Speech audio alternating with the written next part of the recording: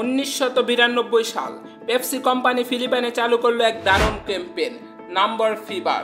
বোতলের ঢাকনায় থাকতো 1 থেকে 999 পর্যন্ত নাম্বার, আর ভাগ্যবানদের জন্য ছিল এটি 1 মিলিয়ন পেসো পর্যন্ত পুরস্কার। ভাবছেন কত টাকা হবে? তখনকার হিসাবে প্রায় $40,000। পুরো ক্যাম্পেইনের জন্য বরাদ্দ করা হয়েছিল $2 মিলিয়ন। আর এই প্রচারণা এতটাই ভাইরাল হয় যে তাদের মাসের বিক্রি $10 মিলিয়ন থেকে গিয়ে $14 মিলিয়ন গিয়ে ঠেকে। কিন্তু যতটা ভালো শুরু ততটাই ভয়াবহ ছিল শেষটা। 25শে মার্চ 1992 সাল সন্ধ্যাবেলায় টিভিতে ঘোষণা দেওয়া হয় সেই দিনের গ্র্যান্ড প্রাইজ নাম্বার 349।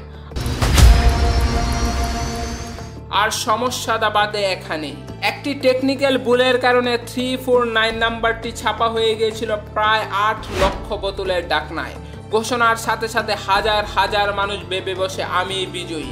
তারা ভিড় জমায় পেপসির সামনে, হাতে করে তাদের সেই নাম্বারের ঢাকনা। এরপরে যা ঘটে তা কেউ কল্পনাও করেনি। সারা দেশে হাঙ্গামা এবং ভাঙচুর ছড়িয়ে পড়ে। 37টিরও বেশি পেপসি ট্রাক উল্টে দেওয়া হয়, কিছুতেই আগুন ধরে দেওয়া হয়। একটি ঘটনায় একটি গ্রেনেড হামলায় এক স্কুল শিক্ষক সহ তার 5 বছরের মেয়ে নিহত হয়। এই সহিংসতায় আরও 5 জন প্রাণ হারায়।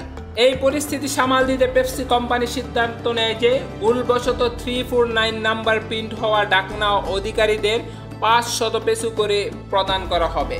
এই প্রস্তাব গ্রহণ করেন 4,86,170 জন, যার ফলে পেপসি কোম্পানির ব্যয় হয় $240 মিলিয়ন পেসো বা $8.9 মিলিয়ন মার্কিন।